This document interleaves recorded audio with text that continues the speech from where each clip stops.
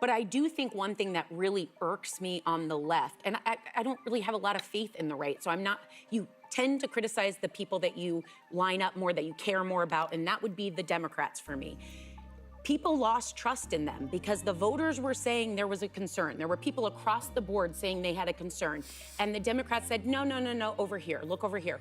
They told the voters what to care about, and they did not listen when the voters said they cared. So these stories come out aren't about beating a dead horse. It's saying if they could have a fair conversation that we heard you, we saw it as they saw it, they'd be gaining some of the voters back to say, okay, we're not going to keep saying that. Do you agree with that? It began like any other morning on the VOA roundtable. Hosts ready to debate, share laughs, and exchange views. But things quickly escalated. What was meant to be a calm discussion about the 2024 election turned tense when the topic shifted to concerns about President Biden's fitness for office. I don't. I think that I want to move on from why the Democratic Party lost, and I want to hear from the Democratic Party about how we are going to take our country back and how what they are going to do to combat fascism and what they're going to do to stop the Medicaid cuts that are going on, to stop giving tax cuts to billionaires, to stop taking federal workers' pensions away, to stop taking federal jobs away, to stop taking education away, to stop attacking our institutions, to stopping, why is this Trump administration stopping medical research, cancer? I want to talk about why this administration is giving refugee status to South African white Afrikaners as opposed to Afghans and Ukrainians and people of color. That's what I want to talk about. The moment his mental sharpness was questioned, the mood on set changed. Tension rose, voices clashed, and the conversation expanded beyond Biden. Some hosts downplayed it as a distraction, but others pushed back, demanding transparency. 77% of Americans in 2023 said Joe Biden was too old to run again. And they were told, sit down, shut up, he is the nominee. And then when it became untenable and he stepped aside, they anointed Kamala Harris. There was not a primary, there was not a democratic process. And then when she lost, they said, don't look backward, we're moving forward, we're not even going to talk about why we didn't listen to you. We had Joe Biden here last week. It was an honor to have him. I think he is a good man. I do not think he could have been president for 4 more years. The hardest job on the planet. Can this guy be president? He was elected. I didn't vote for it. Real quickly, but President Biden took responsibility at this table, which is something that I'm frustrated with the Democrats. He said, he did take this falls on me. And I said that was the clearest answer of what people needed to hear. Alyssa, in particular, didn't hold back as her co-host defended the president. She called it a serious case of political denial, suggesting it wasn't just misjudgment, but part of a broader effort to keep the public in the dark. People are quoted in this book of saying they would be boxed out of meetings if they raise concerns, and there's very specific examples. George Clooney goes on the record to Jake Tapper and says he moved mountains. He flew in from Italy to do this record fundraiser for Joe Biden. Joe Biden didn't recognize George Clooney. One of the most recognizable, men on the planet. And now that's not a presidential duty. It's not the job. You don't have to recognize George Clooney. But does that give you confidence that in the middle of the night, if China's about to attack us, there's a war breaking out in Iran, that he is the sharpest person to be able to handle that? Which administration texted war plans to their brother? The Trump, but it's just like Joe Biden. No, but do we just keep lowering the bar because Trump is bad? Nothing else is bad because Trump is bad? But that can also be true. Yeah, but the ship has sailed. It's out in the ocean somewhere with Biden. We have Trump it's over. Get over it. No, we have Trump because you guys screwed this up. With all due respect. All right, but does it help? She claimed the public had been misled for years, not just by party leaders, but also by the media and those entrusted with upholding democracy. Before we go on, be sure to like and subscribe. It helps us keep bringing you stories like this.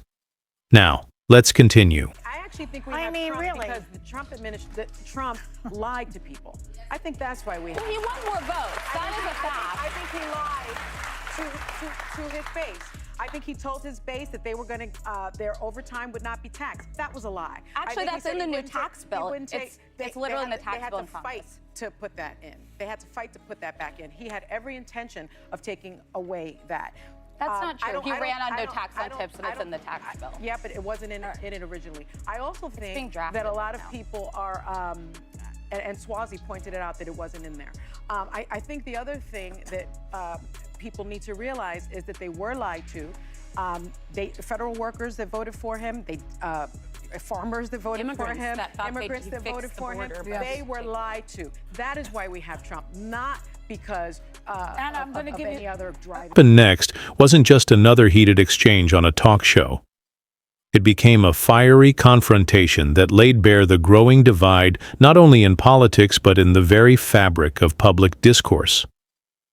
Right there on national television, the tension erupted. Sarah was the first to break the silence. She voiced a frustration many Americans had felt for months but hadn't heard spoken aloud. Her issue wasn't just with political leadership, it was with the Democratic Party's refusal to listen to its own base. Across the country, Democrats, independents, and moderates alike were echoing the same concern. Something was clearly wrong with Joe Biden. Yet instead of addressing those concerns, party leaders told people to stay quiet, dismiss what they saw, and trust the narrative. Sarah compared it to a magician's trick, distracting the audience with flash, while the real story stayed hidden in plain sight. But her words weren't about tearing Biden down. They were about demanding truth and accountability. If party leaders had simply acknowledged the public's growing doubts, perhaps they could have regained trust. Instead, they doubled down, pretending everything was fine and dismissing dissent as paranoia. This wasn't an isolated misstep. It was a pattern of denial and control, and Sarah called it out live, on air. The reaction was immediate. You could feel the atmosphere shift. The other hosts weren't going to let that criticism go unanswered. What followed wasn't just personal, it was deeply political. The conversation turned from party image to serious allegations about the last 4 years. Some on the panel argued Biden wasn't truly leading, that power had shifted to those around him, Pelosi, Schumer, Hakeem Jeffries, even Obama. These weren't fringe claims, they were explosive. Think about what that means. Documents signed, laws passed, global summits attended, all while the president may not have fully understood what was unfolding. This wasn't just political theater. This was, as some argued, a fundamental breakdown of executive leadership. Then came the assertion that Biden's drastic political shifts, from opposing gay marriage and school integration to championing progressive causes, weren't his own ideas at all, but orchestrated moves by party operatives. The pride flags on the White House. Not symbolic leadership, they claimed, but a carefully crafted illusion. The real Joe Biden, they insisted, was no longer mentally, emotionally, or politically present, and foreign powers noticed. While U.S. media painted a picture of a sharp, capable commander-in-chief, leaders like Putin and Xi weren't fooled. According to the show's most critical voices, those adversaries saw weakness, and they seized their moment. Russia invaded Ukraine. China ramped up pressure on Taiwan. Iran backed terror attacks without fear of U.S. pushback. These weren't coincidences. They were power moves made while America looked the other way. The panel grew more divided. While Sarah and Alyssa pressed for honesty, Sunny tried to change the subject. She rattled off party talking points about fighting fascism and protecting pensions, ignoring the elephant in the room. It wasn't just frustrating. It felt like two separate conversations. One side demanded accountability, the other deflected. Then Sunny brought race into the discussion, referencing immigration decisions involving South African refugees and Afghan allies. Arguments that didn't align with the core issue. Her response, critics said, wasn't just evasive, it was willful denial. That denial came to a head when Sunny called for resistance. Not reform, not introspection, but resistance. Alyssa challenged her. Resist what exactly? Democrats didn't control Congress. Their president wasn't fully present. What were they resisting? Reality. Alyssa argued that Democrats had exhausted every tactic: protests, filibusters, smear campaigns, and still lost ground. What remained, she suggested, was not strategy but desperation, chaos born out of an unwillingness to admit their own mistakes, and that, she said, was the real threat. Then came the moment that froze the studio. Alyssa looked directly at Sonny and said what no one else dared. Joe Biden is not mentally fit to serve as president. The silence that followed was deafening. She backed it up with data. 77% of Americans, not just Republicans, believed Biden was too old to run again. Yet instead of allowing a fair primary, the party crowned him the nominee. And when that crumbled, they quietly began shifting power to Kamala Harris, again without input from the voters. Sonny shrugged it off. No outrage, no defense of the democratic process, just acceptance. Alyssa pressed on. She recalled Biden's recent visit to The View. She didn't vote for him, but she still hoped to see a spark of leadership. He briefly accepted responsibility. "This falls on me," he said. But one admission couldn't erase years of deflection. The conversation turned chilling when Alyssa revealed Biden failed to recognize George Clooney at a major fundraiser. It wasn't about celebrity gossip. It was about cognitive awareness.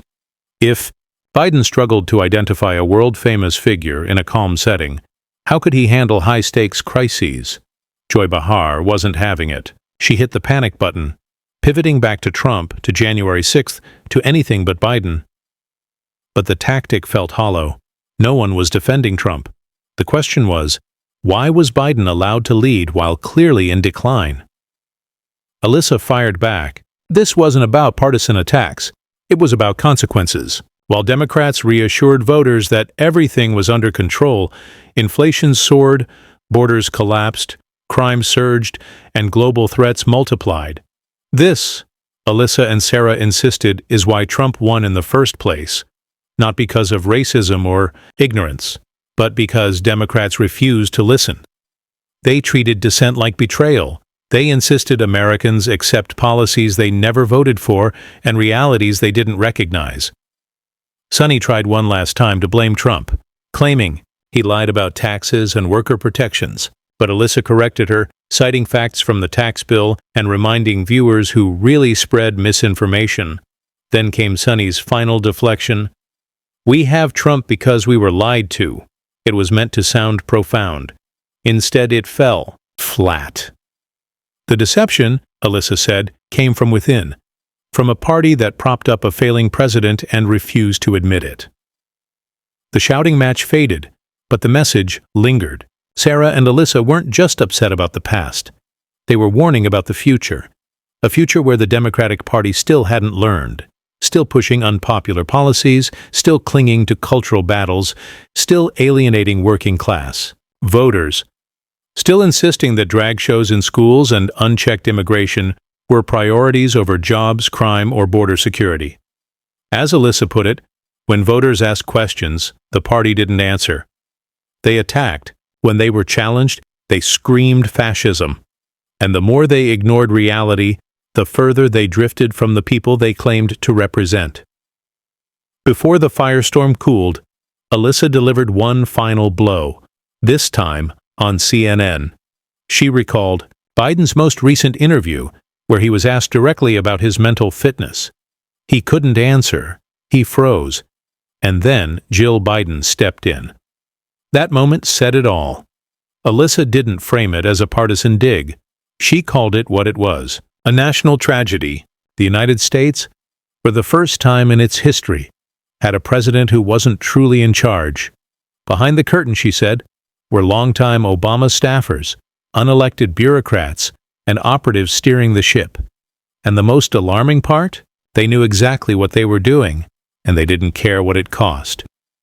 If this video spoke to you, hit like and subscribe for more honest, unfiltered political breakdowns. Drop your thoughts in the comments. We want to hear from you. See you next time.